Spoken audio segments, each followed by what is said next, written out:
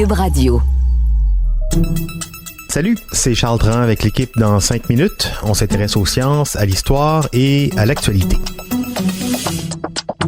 Aujourd'hui, on parle de vie sous-marine, les éponges de mer. On apprenait récemment que l'éponge de mer contiendrait un composé chimique qui pourrait permettre d'éradiquer la COVID-19, rien de moins.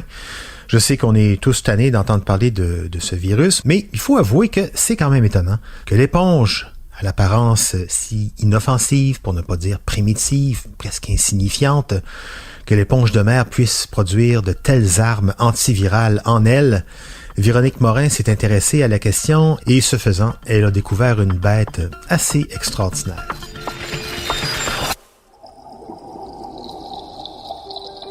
Elles n'ont pas de cerveau, pas de système nerveux, pas de muscles, ni aucun organe.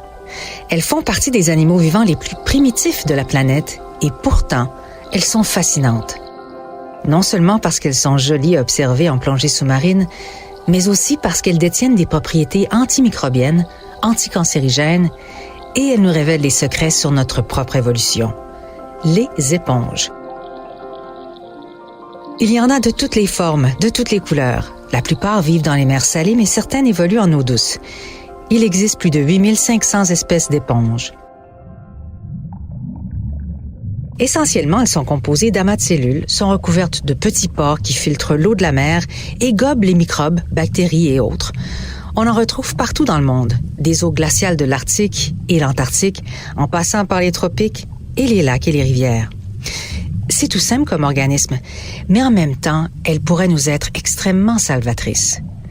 Dans des études récentes qui visent à démontrer l'intérêt pharmacologique des composés naturels, les éponges de mer arrivent au premier rang des organismes qui détiennent des propriétés antivirales.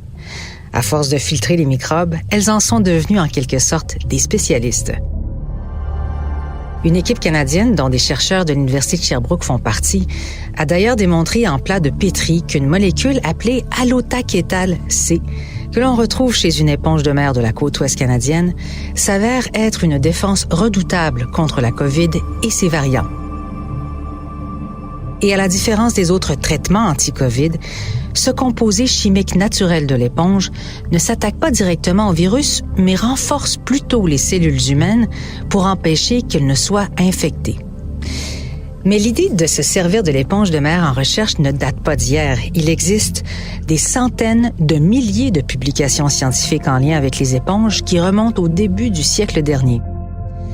Au laboratoire de Sally Leys, une biologiste de l'Université de l'Alberta, experte des éponges, on les a filmées en accéléré et on s'aperçoit qu'elles éternuent comme nous. Comment cela se peut-il si elles n'ont pas de muscles ni de neurones? Eh bien, à l'intérieur de leur cheminée ou tuyau se trouvent de minuscules cils, comme des petits poils microscopiques, qui détectent les corps étrangers qui seraient nocifs pour l'éponge. Et c'est grâce à ces cils, comme les petits poils de notre nez, que les éponges peuvent créer une contraction et expulser les corps étrangers, comme lorsque l'on éternue. Cette nouvelle observation démontre l'origine des premières sensations du règne animal. Les éponges ont également l'étonnante capacité de se régénérer et de s'auto-reproduire puisqu'elles sont hermaphrodites. Philosophiquement, elles sont également intéressantes puisqu'elles nous font réfléchir sur la connaissance, entre guillemets, du soi et du non-soi. Je m'explique. Dans une expérience classique qui se fait avec une éponge bleue et une éponge rouge, Sally Leys raconte avoir placé un maillage autour des deux éponges. Après un certain temps, chacune traverse le maillage et se transforme en un nuage violet de cellules qui, dans les bonnes conditions avec suffisamment de temps, une semaine à 10 jours, finissent par se trier et se reformer en une éponge bleue et, vous l'aurez deviné, une éponge rouge. Bref, les cellules se sont reconnues et réassemblées. Génétiquement, l'éponge qui se régénère est la même que celle qui s'est dissociée. Mais la grande question est de savoir si l'éponge qui a été régénérée est la même éponge ou si un nouvel animal a été mis en gestation pendant ces 10 jours, un clone créé à partir d'un autre être qui a cessé d'exister.